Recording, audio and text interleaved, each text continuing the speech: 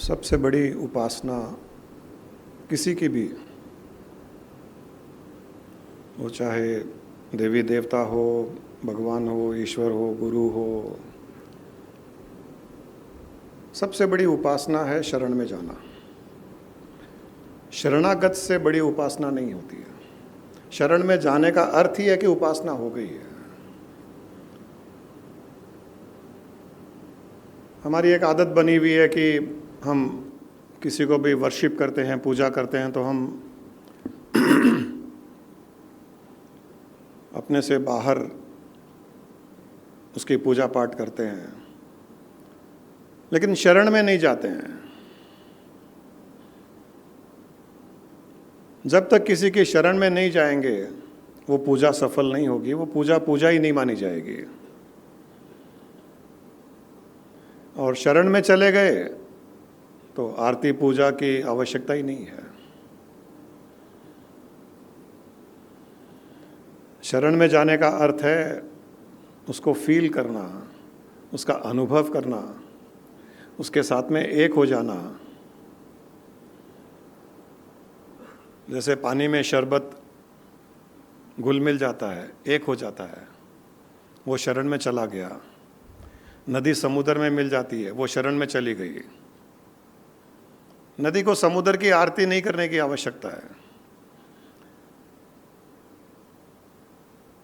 नदी समुद्र में जाने के पहले नारियल नहीं फोड़ती है। उसमें मिल गई हो गया, उसकी उपासना हो गई। समुद्र में मिलने से ही उसकी उपासना हो गई। उसकी शरणागति में ही उपासना छुपी हुई है, शरणागति में ही पूजा छुपी हुई है। जो शरण में जाता है उसकी पूजा सफल होती है। बाकी दिखावा है, बाकी सब दिखावा है। कितना भी व्रत कर लो, भूखे रह जाओ। हम जब स्वामी जी के पास जाते थे तो खाना पीना बहुत कम करते थे, भूखे रहते थे, व्रत करते थे, प्राणायाम, नेति, धोती। तो स्वामी जी ने एक बार बोला कि जैन, what sin your body has done so that you are keeping it hungry? Why are you committing suicide? कि ये शरीर ने क्या पाप किया है जो इसको भूखा मार रहे हो? इस शरीर ने क्या पाप किया है जो एक समय का खाना दे रहे हो? इस शरीर ने क्या पाप किया है सुबह सुबह उठा रहे हो, गंगा में डुबकी लगा रहे हो, ठंड के टाइम में भी थितुर रहा है, धूज रहा है, स्नान करना है, ऑयल बाथ लेना है, फिर पूजा करनी है। इस शरीर ने ऐसा कोई पाप नहीं किया है। ये शरीर तो तुम्हें मिला है उसको जानने के लिए, ये तुम्हारे लिए एक इंस्ट्रूमेंट है। इसको भूखा नहीं, इसको ग्रीसिंग करो। इसकी ग्रीसिंग जरूरी है। इसको मेंटेन करो, इसमें ऑयल डालो, इसमें ग्रीस डालो, इसकी सफाई करो। भूखे मत मारो इसको। उस दिन से हमने भी भूखा रहना छोड़ दिया। No fasting, only feasting. और उस दिन से 40 किलो वजन बढ़ गया। 80 से 40 हो गया था, 40 से वापस 80, और 80 से जब 40 हुआ था, जब भूखे मार मार करके शरीर को तपा रहे थे, जब 80 से 40 हुआ, कुछ भी प्राप्ति नहीं हुई। 40 से जब 80 हुआ, सारी सृष्टि की प्राप्ति हो गई। सारा ब्रह्मांड अपना हो गया। उस 40 किलो में सारा ब्रह्मांड छुपा हुआ था। वो 40 किलो में सारा ब्रह्मांड छुपा हुआ था, जो हमने वजन को कम करते करते ब्रह्मांड को भी कम कर दिया था। स्वामी जी ने ज्ञान के द्वारा उस वजन को बढ़ाते बढ़ाते ब्रह्मांड को भी बढ़ा दिया।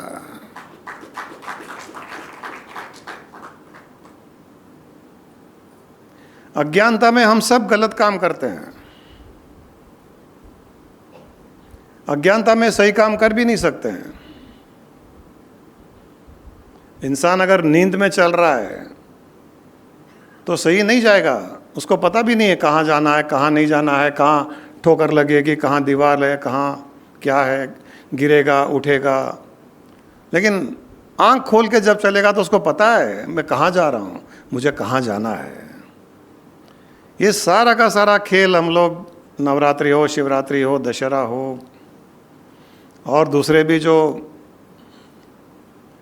धार्मिक अनुष्ठान है, सब में हम गलत काम करते हैं। हम नींद में कर रहे हैं और नींद में किया हुआ कोई भी काम सफल नहीं होता है। अज्ञानता को नींद में ही किया गया बताया जाता है। जो कुछ कर रहे हैं अज्ञानता में वो हम नींद में कर रहे हैं और नींद में किया हुआ कोई भी काम सफल नहीं होता। आप नींद में कितने भी बड़े बिजनेसमैन हो जाओ, नींद में दुनिया के सबसे बड़े अमीर इंसान हो जाओ, सुबह उठोगे तो बैंक बैलेंस में 1 पैसा भी ज़्यादा नहीं रहेगा। नींद में बन गए अंबानी, नींद में बन गए बिल गेट्स, जागृत अवस्था में बैंक बैलेंस नहीं बढ़ेगा। लेकिन जागृत अवस्था में अगर 100 रुपये भी कमाया तो 100 रुपये आपकी जेब में होगा। 1 लाख कमाया तो 1 लाख आपके अकाउंट में होगा, जागृत अवस्था में करोगे तो। वैसे ही अज्ञानता में की हुई पूजा पाठ, व्रत, उपासना आदि आदि कुछ भी आपके पुण्य कर्मों का बैलेंस नहीं बढ़ाएगा। जागृत अवस्था में करोगे, ज्ञान में करोगे, एक पल भी किया बैंक बैलेंस बढ़ जाएगा। एक पल जागृत अवस्था में ज्ञान में करो कुछ भी उपासना, एफडी बढ़ जाएगी आपकी, पुण्य कर्मों की एफडी बढ़ती जाएगी। ज्ञान में करोगे तो अज्ञानता में कुछ नहीं बढ़ेगा। और उपासना किसे कहते हैं? पूजा पाठ करना। कोई मूर्ति, कोई फोटो के सामने आरती कर लो, उससे कुछ नहीं होगा। आपको सबसे सिंपल, सबसे आसान तरीका बता दूं, कुछ भी खर्चा करने की आवश्यकता नहीं है। न आरती की, न नारियल की, न मोमबत्ती की।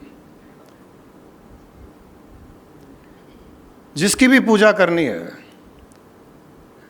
उसको मुस्कुराते हुए निहारते रहो, पूजा हो गई आपकी। उसको निहारते रहो, पूजा हो गई आपकी। उसको आपका निहारना चाहिए, आपकी स्माइल चाहिए। खाली देखते रहिए, स्माइल करते रहिए, हो गई पूजा।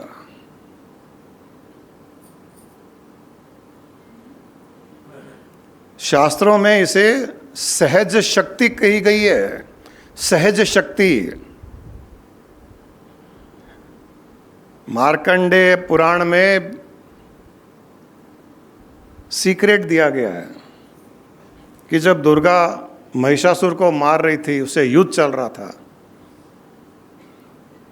उसके पास में बहुत सारे अस्त्र शस्त्र थे, हर प्रकार के, क्योंकि हर देवी देवता ने अपने अपने अस्त्र शस्त्र दिए हैं।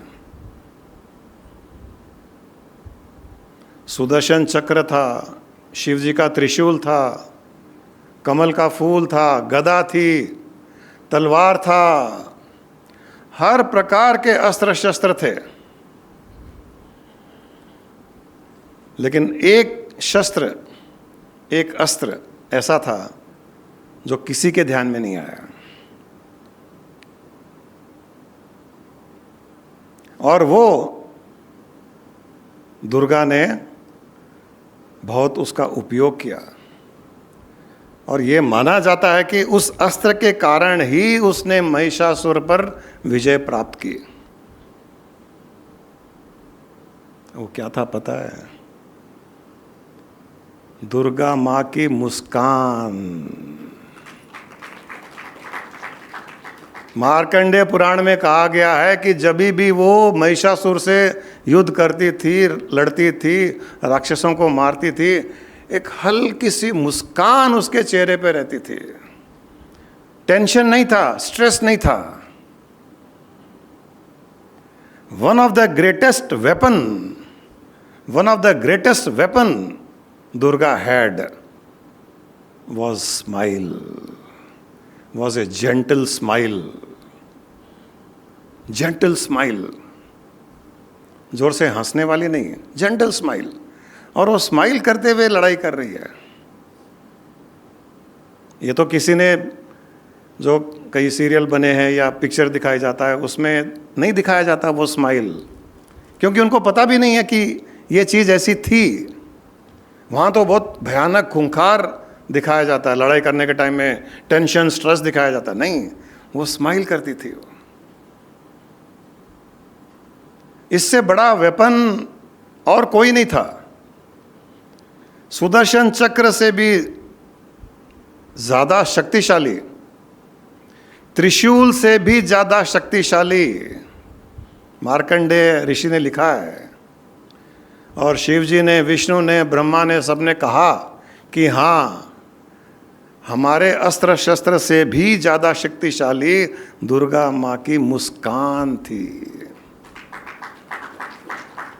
और हमने कई लोगों को ये बताया है, ये शस्त्र हमारे पास भी है। और कई लोगों ने इसका बेनिफिट भी लिया। हमने कहा कि जब नेगेटिविटी आती है माइंड में, कुछ मत करो। कोई नेगेटिव थॉट आता है, फियर आता है, नेगेटिव इमेजिनेशन, कुछ भी आता है, कुछ मत करो।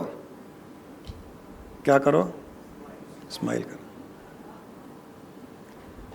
इतना भयंकर वेपन हमारे पास है, जो दुर्गा माँ का वेपन है। ये उस शक्ति माँ ने हमें वो वेपन दिया है कि तुमको न त्रिशूल चाहिए, न शिव जी का आशीर्वाद चाहिए, न विष्णु का सुदर्शन चक्र चाहिए, न किसी और वेपन की आवश्यकता है। तुम्हारे पास में वो वेपन है जो सृष्टि के किसी भी नकारात्मक विषय को, इंसान को, असुर को, राक्षस को, अज्ञानता को मार सकता है। हल्की सी मुस्कान, जोर से हंसने की आवश्यकता नहीं है, एक मुस्कान काफी है। और इसे सहज शक्ति कहा गया है। सहज शक्ति, ये उस आदि शक्ति की शक्ति है, ये जो सहज है, जो उस आदि शक्ति में भी सहज रूप से थी। हमारे पास भी ये सहज रूप से है। हमको कोई वर्कशॉप, कोई प्रोग्राम, कोई मोटिवेशनल स्पीकर के पास जाकर के कैसे हंसें सीखने की आवश्यकता नहीं है। सहज रूप से है हमारे पास, सहज रूप से है।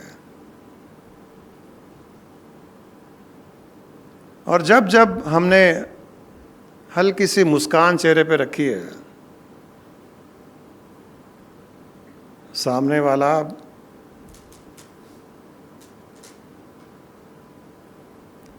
वाला हमसे, हमें गले लगाने की कोशिश करता है, उसके चेहरे पे भी मुस्कान आ जाती है, गदगद हो जाता है। यहाँ तक कि दुश्मन भी गदगद हो जाता है। मुस्कान में कौन सी मुस्कान? प्रेम वाली मुस्कान, भावना वाली मुस्कान। एक होती है शरारत वाली मुस्कान, वो नहीं।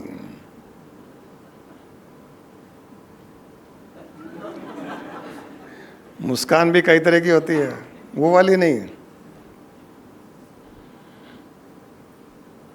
एक वाइफ ने हस्बैंड से कहा, अजी बहुत प्रेम आ रहा था, मैं बहुत बुरी हूँ ना। आप बोलिए मैं बुरी हूँ ना। बोले चल, तेरे को पता है फिर भी मेरे मुंह से सुनना चाहती है। वो वाली मुस्कान नहीं। सहज शक्ति, आदि शक्ति की सहज शक्ति है मुस्कान, स्माइल, जेंटल स्माइल। सारा का सारा प्रॉब्लम हमारे लाइफ का चेहरे पे शिकन, फोरहेड में टेंशन, यही सारी प्रॉब्लम क्रिएट करता है। लाइफ में सारी प्रॉब्लम ये हमारा चेहरा ही करता है। ये पोर्शन भी नहीं करता, दिमाग भी नहीं करता, चेहरा करता है। दिमाग में कितनी भी नेगेटिव थॉट्स आने दीजिए, आप चेहरे पे स्माइल रखिए, एक भी नेगेटिव थॉट मैनिफेस्ट नहीं होगी। कितना भी अंदर से भय, डर, गुस्सा, ईर्ष्या, कुछ भी, कोई भी, किसी भी प्रकार की नेगेटिविटी दिमाग में हो, लेकिन अगर चेहरे पे स्माइल हो, वो मैनिफेस्ट नहीं होगी, वो अंदर ही अंदर न्यूट्रलाइज हो जाएगी। जैसे पेट के अंदर एसिडिटी है, एक एंटासिड डाइजिन ले लो, एसिडिटी शांत हो जाती है। तो ये स्माइल एंटासिड है, एंटा नेगेटिव है ये। इसको सहज शक्ति इतनी ऐसे ही नहीं कहा गया है, इसको ध्यान रखिएगा। कोई सिचुएशन भी आए बहुत प्रॉब्लमेटिक, जैसे लास्ट थर्सडे गुरु माँ ने शेयर किया था, हमारी फैक्ट्री में आग लगी थी, यहाँ घर में बर्थडे चल रहा था बेटी का, फ़ोन आया, उन्होंने कहा ऐसे ऐसे आग लगी। मैंने कहा ठीक है, तुम लोग संभालो, जो भी करना है तुम लोगों को करना है, तुम लोग संभालो। चेहरे पे शिकन नहीं आने दी, और वो शिकन नहीं आई, इसलिए सब चीज़ बाद में ठीक भी हो गई।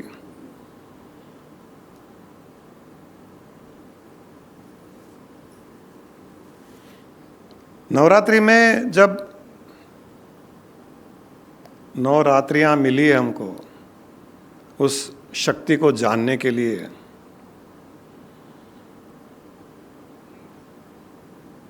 इन 9 रात्रियों को बर्बाद न होने दें।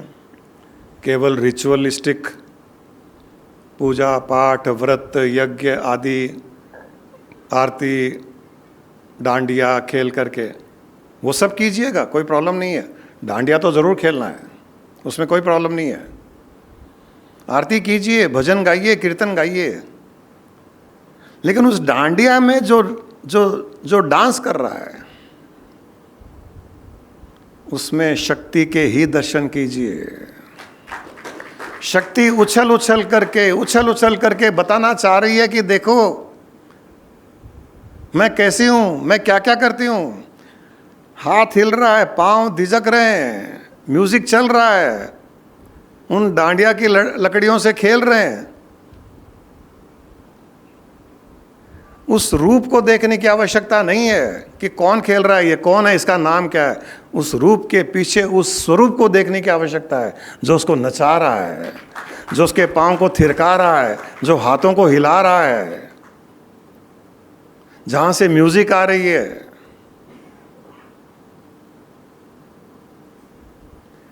ऐसा कोई स्थान ही नहीं है जहां वो शक्ति नहीं है।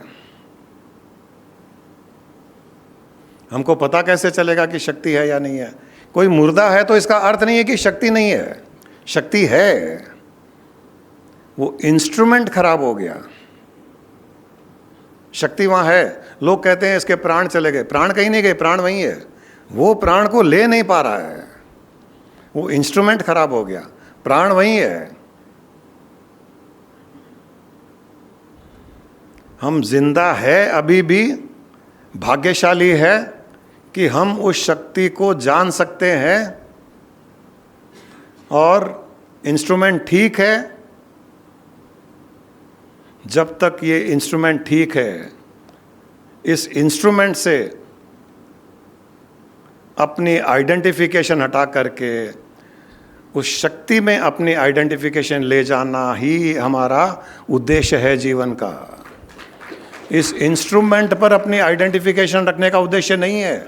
ये तो मरेगा एक दिन, और हम वो शक्ति है जो नित्य है, जो एटर्नल है, जो कभी मरती नहीं। हमको ये शरीर किस लिए मिला है? कि अपने आप को शिफ्ट कर सके हम। इस शरीर से हम ये जान सकें कि मैं शरीर नहीं हूं। देखिए कितनी बड़ी माया है। शरीर इसलिए मिला है ये जानने के लिए कि मैं शरीर नहीं हूं।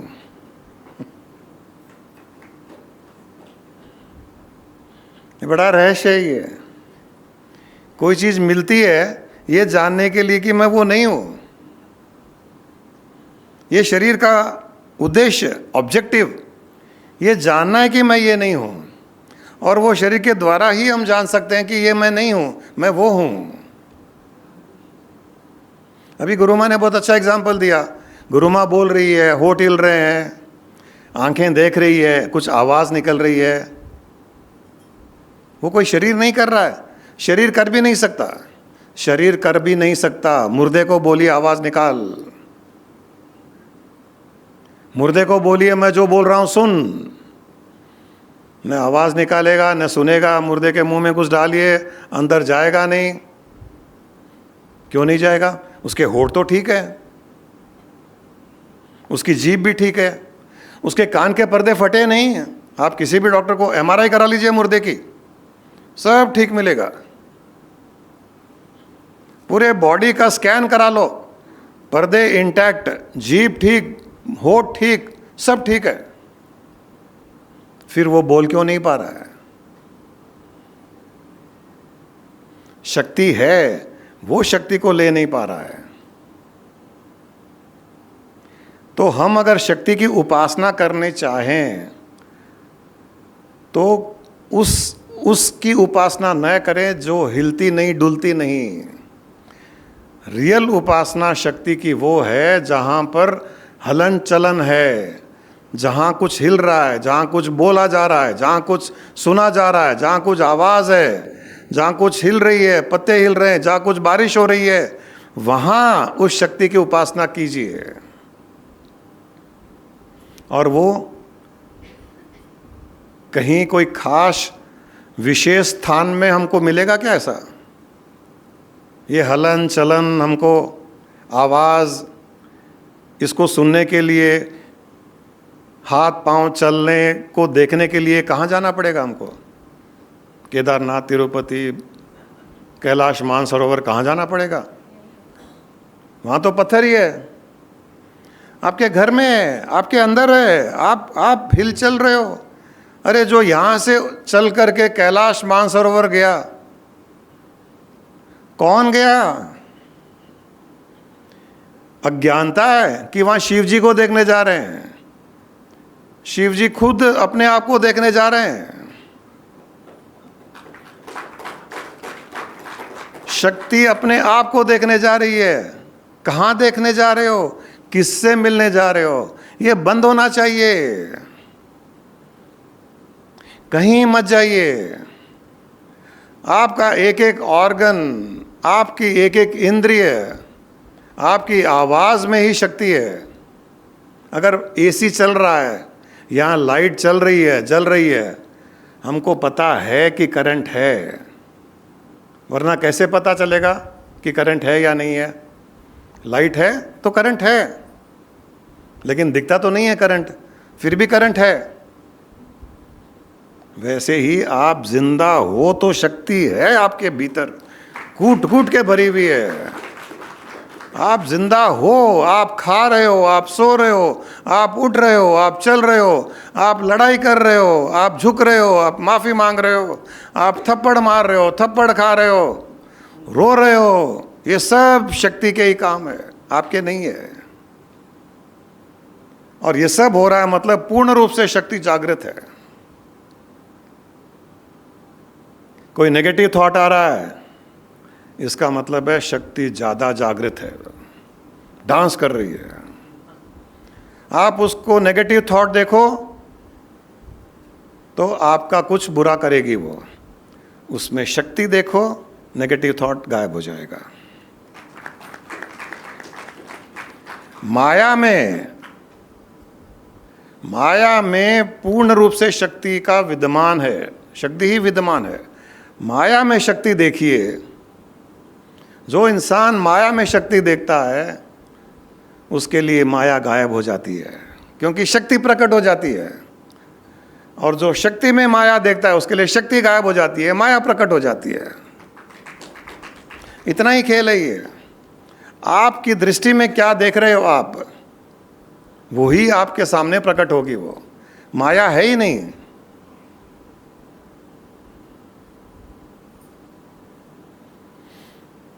जो अज्ञानता में माया है, वो ज्ञान में ब्रह्म है, शक्ति है। पुराणों में कहा गया है कि सृष्टि की उत्पत्ति के पहले भी दुर्गा शक्ति थी। दुर्गा वो रूप नहीं, जो डायनामिक कॉन्शियसनेस है, जो शक्ति है। सृष्टि की उत्पत्ति के पहले वो थी, सृष्टि के संचालन के समय भी है, और सृष्टि के विलय होने के बाद भी वो रहेगी। इसका मतलब है कि बीच में भी वो है। वही वो है और कोई है ही नहीं, दूसरा है ही नहीं। जो इस सत्य को जान लेता है, जो इस विशाल पर्वत रूपी सत्य को जान लेता है और उसमें स्थित हो जाता है, वो उसकी शैल पुत्री की उपासना हो जाती है।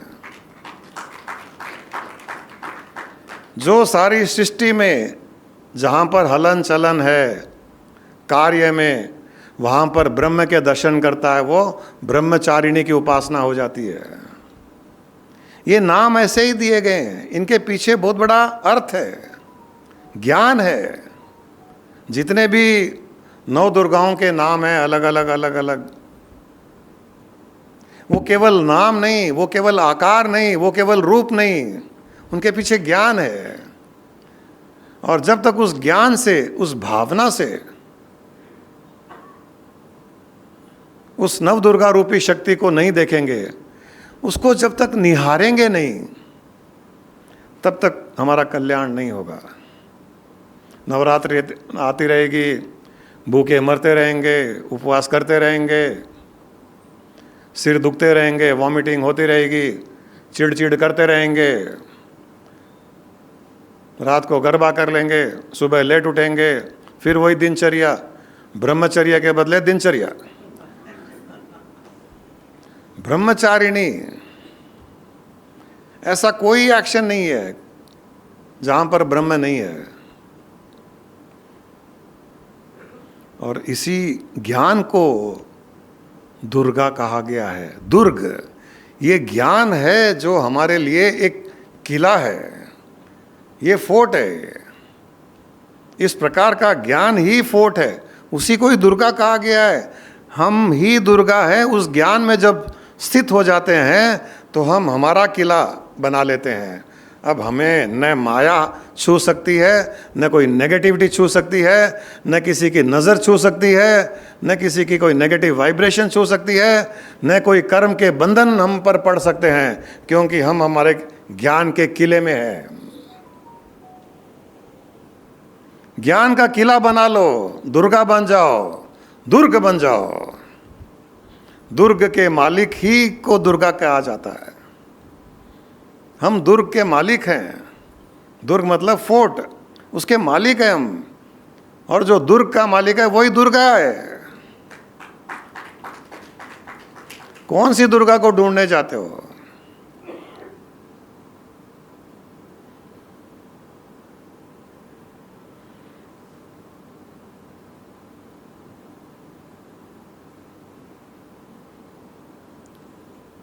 थोड़ा ज़्यादा ही जोर से बोल रहा हूँ।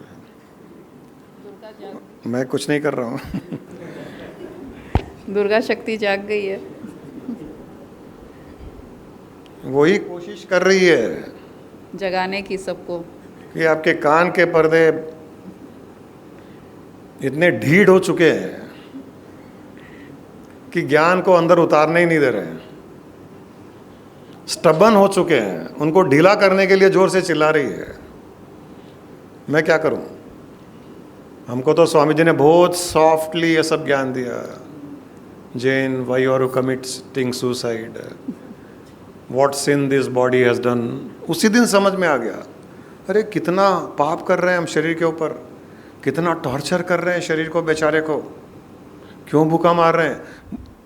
आप उपवास कर रहे हो और भूख नहीं लग रही है तो ठीक है, उपवास कर रहे हो और पता है कि उपवास कर रहे हो, उपवास कर रहे हो और भूख लग रही है, तो आप शक्ति की उपासना नहीं कर रहे हो, शक्ति की बेइज्जती कर रहे हो, उसको शक्ति की इंसल्ट कर रहे हो, पाप कर रहे हो।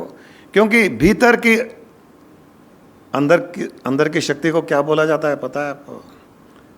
जो पेट में जो खाना मांगती है, जठराग्नि, वो अग्नि है और अग्नि ही शक्ति का एक स्वरूप है।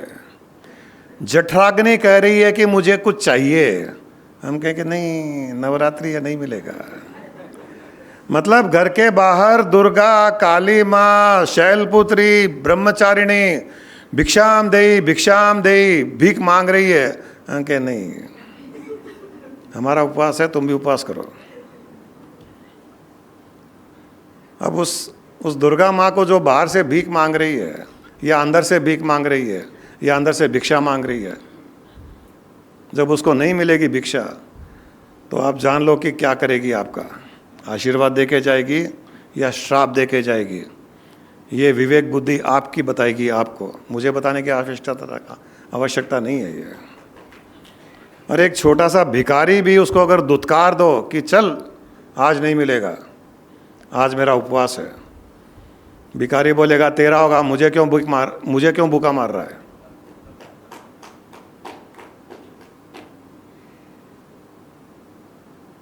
इस जठराग्नि को अगर भूख लगती है, प्लीज कृपया करके उसको भोजन दीजिए, शक्ति माँ को भोजन दीजिए, दुर्गा माँ को भोजन दीजिए, भूखा मत मारिए उसे, उसके श्राप के अधिकारी मत बनिए।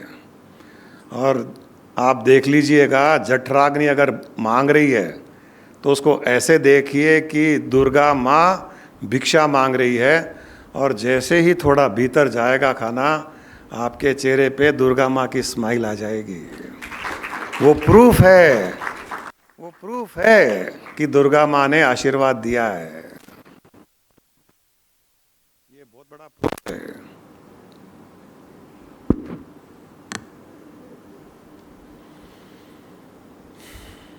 अभी जो सप्तशती पारायण में गुरु माँ ने जो पारायण करवाया, सारा का सारा ज्ञान है। या देवी सर्वभूतेषु मात्र रूपेण संस्थिता, इच्छा रूपेण संस्थिता, निद्रा रूपेण संस्थिता। क्या मतलब है उसका?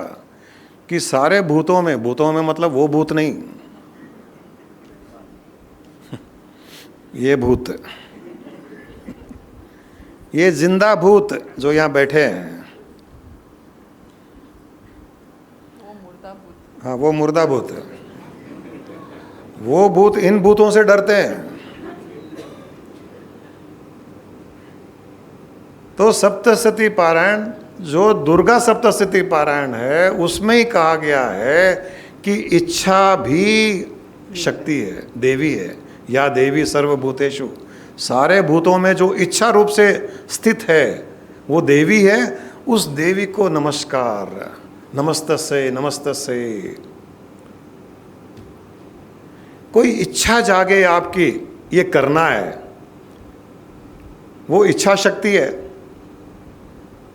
उसको क्रिया शक्ति में लाने के पहले आप आंख बंद करके उसको नमस्ते कीजिए, नमस्तस्यै नमस्तस्यै। अगर वो इच्छा आपके कल्याण के लिए होगी, अगर वो इच्छा आपके कल्याण के लिए होगी, तो इच्छा बहुत आराम से स्माइल करते हुए कहेगी, मैंने नमस्ते, तेरा नमस्कार स्वीकार कर लिया, अब इच्छा पूर्ति कर। और अगर वो कल्याण के लिए नहीं होगी तो इच्छा वहीं समाप्त हो जाएगी। निद्रा रूपेण संस्थिता, शुद्धा रूपेण संस्थिता। इस सप्तशती पारायण में यही कहा गया है कि तुम्हारे भीतर जो कुछ विचार, नेगेटिव पॉजिटिव, अच्छा, सोना उठना जागना, जो कुछ हो रहा है, खाना पीना, जो कुछ हो रहा है, यहाँ पर न कोई सात्विक भोजन, न तामसिक भोजन, न रासिक भोजन, न रासिक निद्रा, न तामसिक निद्रा, न कोई रासिक क्रिया, न सात्विक क्रिया, कुछ भी नहीं। यहाँ ये नहीं कहा या देवी सर्वभूतेषु आरती रूपेण संस्थिता, या देवी सर्वभूतेषु नारियल रूपेण संस्थिता, ये नहीं कहा दुर्गा माँ ने। अगर उनको नारियल पसंद आता तो कहती वो, अगरबत्ती पसंद आती तो कहती वो। उन्हें कहा कि सारे भूतों में जो कुछ हो रहा है, स्माइल कर रहा है मैं कर रही हूँ, रो रहा है मैं रो रही हूँ, आंखों से आंसू टपक रहे हैं मेरे टपक रहे हैं, भूख लग रही मुझे लग रही है, नेगेटिव सोच मेरी है, पॉजिटिव सोच मेरी है, तेरा कुछ नहीं है, कर्म मेरे हैं, तू मुक्त है। तूने कभी कर्म किए नहीं, तू कर्म करने लायक नहीं है। तू कल्पना कर रहा है कि तू कर्म करने लायक है, इसलिए तू काल्पनिक रूप से फंस रहा है। तू कल्पना, तू लायक ही नहीं है उसके, तू नालायक है। शायद वो शक्ति भी तंग आ गई कि 15 साल से, लेकिन लोग सुधर नहीं रहे तो इनको नालायक बोल, इनको ही भूत बना दे।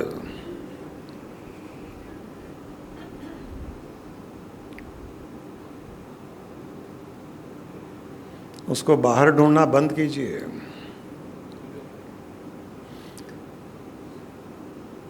इसका अर्थ नहीं है कि वो बाहर नहीं है, उसको बाहर भी ढूंढ सकते हो, लेकिन उसको मूर्ति में पत्थर में मत ढूंढिए। इसका मतलब नहीं है कि मूर्ति पत्थर में नहीं है, वहां भी है, पत्थर में भी है, मूर्ति में भी है, पहाड़ में भी है, सब जगह है।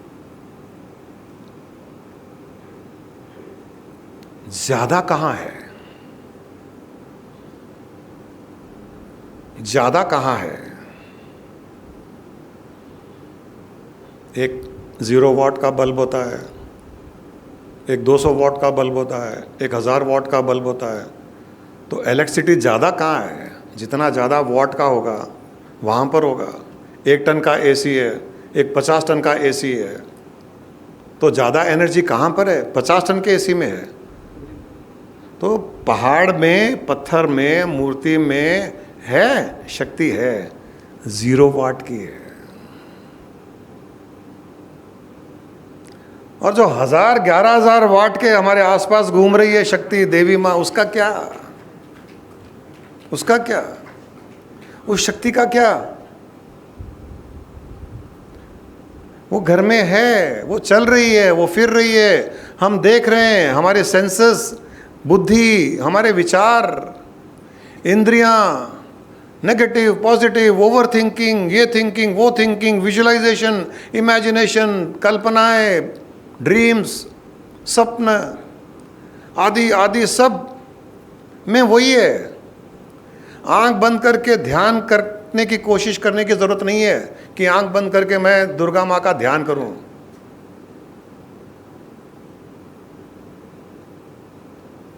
मतलब अगर दुर्गा माँ यहाँ आ गई और कुछ बोल रही है, हंस रही है, आप उसको रस्सी से बांध के नहीं, हिलना नहीं, डुलना नहीं, खड़े रहो चुपचाप, कैसा लगेगा?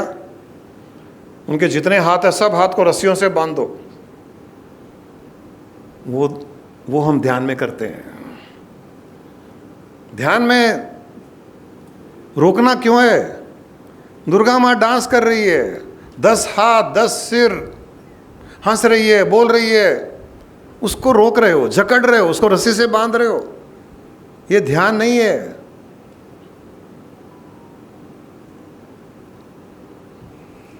खुली आंखों से जो हो रहा है उसको शक्ति माँ का स्वरूप माने, बंद आंखों से जो दिखाई दे रहा है उसको शक्ति माँ का स्वरूप माने। जहाँ हलन चलन है वहाँ पर शक्ति माँ बहुत ज़्यादा वॉटेज में है, फुल वोल्ट्स में है, वो देखें और उसको निहारें। गुस्सा करती हुई पत्नी, चिल्लाती हुई पत्नी, हाथ उठाती हुई पत्नी, उसको निहारें। दुर्गा माँ आशीर्वाद देगी कि वत्स से तेरा कल्याण हो। और पति वापस जोर से चिल्लाए तो पत्नी हंसे, वो भी करना पड़ेगा। खाली एक तरफा नहीं है, खाली शक्ति यहाँ नहीं है, शक्ति हर जगह है। मेल या फीमेल का कोई अंतर नहीं है उसमें। कुत्ते में भी है, बंदर में भी है। निहारिए, स्माइल कीजिए, इसको याद रखिए। ये सूक्ष्म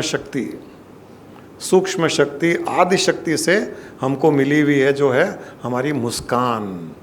हर सिचुएशन में, हर परिस्थिति में इस मुस्कान को अपने चेहरे पे रखिए, और जहाँ भी जिस रूप में वो दिखे उसको निहारिए। उस मुस्कान के साथ में आपका कल्याण होगा और आप शरीर भाव से हट करके शक्ति भाव में स्थित हो जाओगे। न फिर कभी मृत्यु, न कोई कर्मों का बंधन, न कोई प्रारब्ध, न कोई जन्म, न कोई पुनर्जन्म, न कोई और कोई जन्म।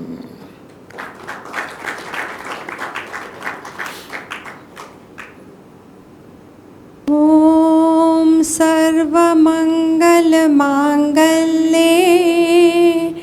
शिवे सर्वार्थसाधिके शरण्ये त्र्यम्बके गौरी नारायणी नमोऽस्तुते। ॐ शरणागत दीनार्थ परित्राणपरायणे सर्वस्यार्ति हरे देवी नारायणी नमोऽस्तुते। ॐ सर्वस्वरूपे सर्वेशे सर्वशक्ति समन्विते भयेभ्यस्त्राहि नो देवी दुर्गे देवी नमोऽस्तुते।